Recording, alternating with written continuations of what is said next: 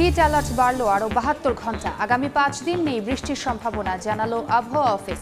রোববার থেকে খুলছে শিক্ষা প্রতিষ্ঠান, বন্ধ থাকবে অ্যাসেম্বলি। পোস্টারে পোস্টারে ছেয়ে গেছে নির্বাচনী এলাকা। প্রথম ধাপে ১৫২ উপজেলায় ভোটের প্রচারণা শুরু। বেশিরভাগ জায়গায় আওয়ামী লীগের একাধিক প্রতিদ্বন্দ্বী। এবং জুলাইয়ে মাতারবাড়ি তাপ বিদ্যুৎ কেন্দ্রের দ্বিতীয় ইউনিটের বাণিজ্যিক উৎপাদন। অর্থের যোগান স্বাভাবিক রাখাই চ্যালেঞ্জ। চট্টগ্রাম বন্দরকে গড়ে তোলা হচ্ছে রিজিওনাল হাব হিসেবে।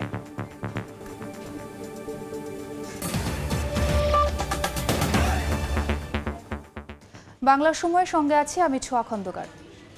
হিট অ্যালার্ট বাড়ল আরও ৭২ ঘন্টা। আগামী ৫ দিন নেই বৃষ্টির সম্ভাবনা, জানালো আবহাওয়া অফিস। দেশের বিভিন্ন জনপদে ৪২ ডিগ্রির উপরে থাকছে তাপমাত্রা। আজ দেশের সর্বোচ্চ তাপমাত্রা রেকর্ড করা হয় যশোরে, ৪২.২ ডিগ্রি সেলসিয়াস। মানুষের পাশাপাশি হাঁসফাঁস অবস্থা প্রাণীকুল গাছগাছালের। নষ্ট হচ্ছে ক্ষেতের ফসল। তীব্র গরমে অসুস্থ হয়ে হাসপাতালে বাড়ছে নানা রোগে আক্রান্ত রোগীর সংখ্যা। চাঁপাইনবাবগঞ্জে হিট স্ট্রোকে মারা গেছেন ট্রাফিক পুলিশের একজন ইন্সপেক্টর।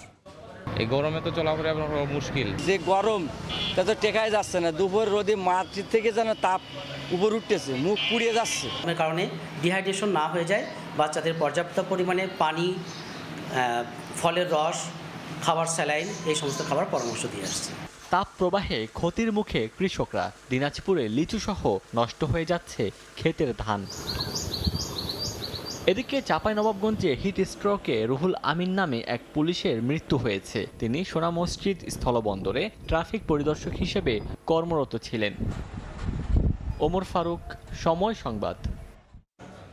এদিকে তীব্র দাবদাহে ঝরে পড়ছে সাতক্ষীরার বাগানগুলোর আম। চলতি বছর লোকসানের শঙ্কায় ব্যবসায়ী ও বাগান মালিকরা। ভালো দাম পাওয়ায় কেউ কেউ কাঁচা আম বাজারজাত করছেন। মমতাজ আহমেদ বাপির পাঠানো তথ্য ও আমিনুর গাজী সবুজের ছবি নিয়ে রিপোর্ট। প্রতিদিন পাল্লা দিয়ে বাড়ছে তাপমাত্রার পারদ। অগ্নিমূর্তি ধারণ করছে প্রকৃতি। চলমান দাবদাহে অতিষ্ঠ সাতক্ষীরার জনজীবন। এর নেতিবাচক প্রভাব পড়েছে আম বাগানে। চলতি মাসে দাবদাহ শুরু হওয়ার পর থেকে গাছ থেকে ঝরে পড়ছে আম। হিমসাগর, গোপালভোগ, আম্রপলি সহ সব জাতের আমের গাছের একই অবস্থা। লাখ লাখ টাকায় কেনা বাগানের আম বিক্রি করে লাভ তো দূরের কথা, মূলধন আয় করাই কঠিন হয়ে পড়ছে বলে জানান ব্যবসায়ীরা। তাপদাহের কারণে আমাদের গুটিগুলো ঝরে পড়ে যাচ্ছে। তাদের পরামর্শ নিচ্ছি, নেওয়ার পরেও আমাদের ঝরা বন্ধ হচ্ছে না। মৌসুমের শুরুতেই এ জেলার আম সংগ্রহ করা হয় বলে অনেক আগেই বাগান কিনে নেন ব্যবসায়ীরা। কেউ কেউ এরই মধ্যে অপরিপক্ক আম বাজারজাত করছেন। আগাম কৃষকরা অনেকেই এই কাঁচা আম ভেঙে বাজারে বিক্রি করে দিচ্ছে। কৃষি বিভাগ জানায় সপ্তাহে 2 থেকে 3 বার রাত 10টার পর থেকে ভোর পর্যন্ত সেচ, নিয়মিত ওষুধ ছিটানো ও ব্যাগিংয়ের পরামর্শ দেয়া হচ্ছে বাগান মালিকদের। কৃষি বিভাগের তথ্য মতে এবছর সাতক্ষীরায় ৪,১১৮ হেক্টর বাগানে আমের উৎপাদনের লক্ষ্যমাত্রা ধরা হয়েছে 50,000 মেট্রিক টন। সময় সংবাদ, সাতক্ষীরা। এক পশলা বৃষ্টির জন্য আজও সারা দেশে আদায় হলো ইস্তিসকার নামাজ।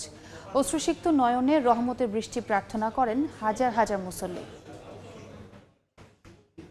সূর্যের নিচে আমরা তোমার দরবারে হাজির হয়েছি। কাঠফাটা রোদে যেন টিকে থাকা দায়। তাপমাত্রার ঊর্ধ্বমুখী পারদে ধৈর্যহারা হবার উপক্রম প্রাণীকুলের। এ অবস্থায় বৃষ্টির অপেক্ষায় চাতকের মতো আকাশ পানে চেয়ে সবাই। সুন্নত মাথায় রেখে ইস্তিসকার নামাজের মাধ্যমে সেই চাওয়াকেই আল্লাহর কাছে পৌঁছাতে চান মুসল্লিরা। খরতাপ উপেক্ষা করে খোলা ময়দানে খুলনা, বরিশাল, চট্টগ্রাম, ঝিনাইদহ, বগুড়া সহ দেশের বেশ কয়েকটি জেলায় আজও ইস্তিসকার নামাজ আদায় হয়।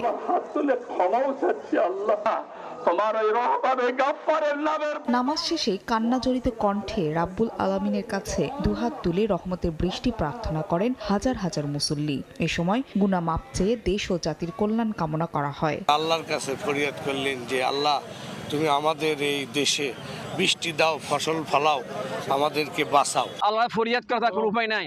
আল্লাহ বলছে, বান্দা তুমি আমাকে ডাকো, আমি তোমাকে সাড়া দেব। সে আশা নিয়ে আমরা তোমার দূর হাত বাড়াই দিচ্ছি। আল্লাহ এদিকে রাজধানীর লালবাগের হাজী আবুল আলীম মাঠে, জাতীয় মসজিদ বায়তুল মোকাররমের দক্ষিণ প্লাজায় এবং পান্থপথের স্টাফ কোয়ার্টার কলোনির মসজিদ প্রাঙ্গণেও অনাবৃষ্টি এবং গরম থেকে মুক্তির জন্য মহান আল্লাহর রহমত কামনা করে নামাজ ও মোনাজাত করা হয়। ওলামায়ে কেরাম যেভাবে তারা করতেছেন, আমরা অবিশ্বাসের কিছুই না। আল্লাহর কাছে দোয়া চাইতে হবে, আল্লাহ তুমি শান্তি দাও। ইস্তিসকার নামাজ শেষে কয়েকটি এলাকায় মুসল্লিদের মাঝে বিতরণ করা হয় শরবত। ফাহরিয়া ফারজানা, সময় সংবাদ। চলতি মাসের ২৮ তারিখ থেকে স্কুল কলেজ খুলছে বলে প্রজ্ঞাপন দিয়েছে মাধ্যমিক ও উচ্চ শিক্ষা অধিদপ্তর। তবে শিক্ষা প্রতিষ্ঠান খুললেও অ্যাসেম্বলি বন্ধের নির্দেশ দেওয়া হয়েছে প্রজ্ঞাপনে। আর পরবর্তী নির্দেশ না দেওয়া পর্যন্ত ৪ মে শনিবারের চালু থাকবে শিক্ষা কার্যক্রম। শ্রেণীকক্ষের বাইরের কার্যক্রম থেকেও শিক্ষার্থীদের বিরত রাখতে হবে বলে জানানো হয়। এর আগে গত শনিবার তীব্র তাপদাহের কারণে ২৭ এপ্রিল পর্যন্ত শিক্ষা প্রতিষ্ঠান বন্ধ রাখার নির্দেশ দিয়েছিল মাউসি।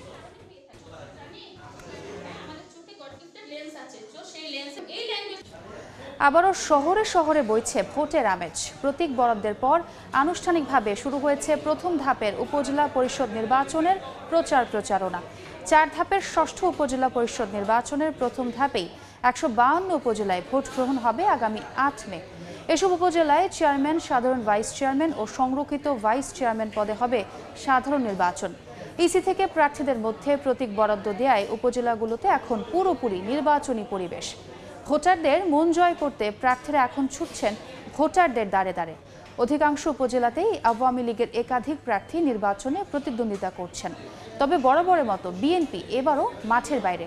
এদিকে প্রথম ধাপে বাগেরহাট সদর উপজেলায় সবগুলো পদেই বিনা প্রতিদ্বন্দ্বিতায় নির্বাচিত হয়েছেন প্রার্থীরা। পতেঙ্গার বে টার্মিনালের পাশাপাশি মাতারবাড়ি গভীর সমুদ্র বন্দরকে পুঁজি করে ফিডার বন্দরের পরিবর্তে চট্টগ্রাম বন্দরকে রিজিওনাল হাব হিসেবে গড়ে তোলার প্রক্রিয়া শুরু করেছে কর্তৃপক্ষ। এতদিন শ্রীলঙ্কার কলম্বো কিংবা সিঙ্গাপুর বন্দর পর্যন্ত ছিল চট্টগ্রাম বন্দরমুখী জাহাজের গন্তব্য। অন্তত ১২ বিলিয়ন মার্কিন ডলার বিদেশি বিনিয়োগের আশ্বাসে ইউরোপ আমেরিকাগামী জাহাজ চলাচলে চট্টগ্রাম বন্দরকে ট্রান্সশিপমেন্ট গন্তব্য হিসেবে গড়ে তোলা হবে। সাকর টিপুর ক্যামেরায় কমলদের রিপোর্ট। মাত্র ৬টি কন্টেনার হ্যান্ডেলিংয়ের মাধ্যমে যাত্রা শুরু করা চট্টগ্রাম বন্দর এখন বছরে হ্যান্ডেলিং করছে ৩২ লাখের বেশি কন্টেনার এবং ১১ কোটি মেট্রিক টনের বেশি খোলা পণ্য। অথচ এখনও এই বন্দরকে ফিডার বন্দর হিসেবে বিবেচনা করছে বিশ্বের শীর্ষস্থানীয় শিপিং প্রতিষ্ঠানগুলো। মূলত চট্টগ্রাম বন্দর থেকে পণ্য নিয়ে ফিডার ভেসেলগুলোর গন্তব্য হয় শ্রীলঙ্কার কলম্বো, সিঙ্গাপুর এবং মালয়েশিয়ার তানজুম পালাপাস বন্দর। ইউরোপ আমেরিকাগামী পণ্য সেখানে অবস্থানরত মাদার ভেসেলে তুলে দেয় চট্টগ্রাম বন্দর থেকে যাওয়া ফিডার ভেসেলগুলো। তাই শুরু হয়েছে চট্টগ্রাম বন্দরকে রিজিওনাল হাব হিসেবে গড়ে তোলার প্রক্রিয়া। আধুনিক প্রযুক্তি যখন সংযুক্ত হয়, মডার্ন প্ল্যাটফর্ম তৈরি হয়, ওয়্যার হাউস তৈরি হয়, কানেক্টিভিটি যেগুলো তৈরি হয়, তখন অটোমেটিক্যালি সেটাকে কিন্তু আসলে একটা হাবে পরিণত হয়। চট্টগ্রাম বন্দরের সিসিটি এবং এনসিটিতে গত ১ দশক ধরে কন্টেনার ওঠানামার কাজে ব্যবহৃত হচ্ছে ১৮টি অত্যাধুনিক গ্যান্ট্রি ক্রেন। তবে জেবিসিতে আবার গ্যান্ট্রি ক্রেনের সুবিধা নেই। গত ২ বছর ধরে চলমান প্রকল্পের আওতায় অন্তত ১,০০০ কোটি টাকা মূল্যের ১০৪ ধরনের যন্ত্রপাতি কিনেছে চট্টগ্রাম বন্দর কর্তৃপক্ষ। তবে পার্শ্ববর্তী দেশগুলোর সাথে প্রতিযোগিতায় টিকে থাকতে আরও বেশি যন্ত্রপাতি যেমন প্রয়োজন রয়েছে, তেমনি প্রয়োজন হয়ে পড়েছে মাতারবাড়ি গভীর সমুদ্র বন্দর এবং বে টার্মিনালের কাজ দ্রুত শেষ করে অপারেশনে যাওয়ার। চিটাগং বন্দর আগে ছিল গ্রিন চ্যানেলের, এখন মাত্র ৫টা, এটাকে 10টা করতে হবে। আমি বারবার বলেছি, এক সময় ছিল 60টা জেটি, আমি মনে করি এটা 60টা দরকার। এটা একটা হাবের মতো হয়ে যাবে এবং এখান থেকেই কিন্তু আলটিমেটলি বিভিন্ন দেশে কিন্তু মাল আমরা কার্গো ট্রান্সশিপমেন্ট করতে পারবো। এদিকে বিভিন্ন টার্মিনাল এবং ইয়ার্ডে আগামী 2 বছরের মধ্যে অন্তত ১২ বিলিয়ন মার্কিন ডলারের বেশি বিদেশি বিনিয়োগের আশা করছেন চট্টগ্রাম বন্দর চেয়ারম্যান। আগামী ৩ থেকে ৪ বছরের মধ্যে প্রায় ১১ থেকে ১২ বিলিয়ন ডলার এই চট্টগ্রাম বন্দরকে শুধুমাত্র কেন্দ্র করে কিন্তু আপনার ইনভেস্টমেন্ট হচ্ছে। লয়েড লিস্ট অনুযায়ী বিশ্বের ব্যস্ততম ১০০টি বন্দরের মধ্যে চট্টগ্রাম বন্দর বর্তমানে ৬৭তম স্থানে রয়েছে। সরাসরি ইউরোপ আমেরিকায় জাহাজ পাঠাতে পারে না বলে এই বন্দরকে চিহ্নিত করা হয় ফিডার বন্দর হিসেবে।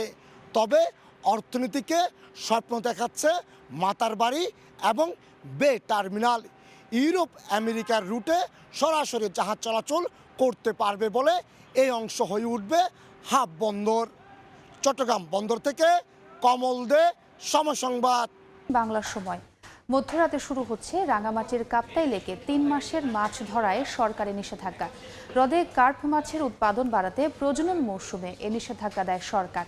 এরই মধ্যে অনেকেই মাছ ধরা বন্ধ করে নৌকা ও জাল সংস্কার শুরু করেছেন। তবে আগামী 3 মাস সংসার চালানোর খরচ নিয়ে উদ্বিগ্ন তারা। জেলেরা জানান, নিষেধাজ্ঞাকালে সরকারি সহায়তার কথা থাকলেও সঠিক সময়ে মেলে না। নিষেধাজ্ঞাকালে প্রতিটি জেলে পরিবারকে প্রতি মাসে 20 কেজি করে চাল খাদ্য সহায়তা দেবে সরকার। এ পর্যায়ে শীর্ষ সংবাদগুলো জানিয়ে দিচ্ছি আরেকবার। হিট অ্যালার্ট বাড়ল আরও 72 ঘন্টা। আগামী 5 দিন নেই বৃষ্টির সম্ভাবনা, জানালো আবহাওয়া অফিস। রোববার থেকে খুলছে শিক্ষা প্রতিষ্ঠান, বন্ধ থাকবে অ্যাসেম্বলি। এই ছিল বাংলার সময়। এরপর সন্ধ্যার সময় নিয়ে সঙ্গে থাকবেন গোলাম রাব্বি। আপনাকে ধন্যবাদ। সন্ধ্যার সময় নিয়ে ফিরছি কিছুক্ষণ পর, সঙ্গেই থাকুন সময়ের।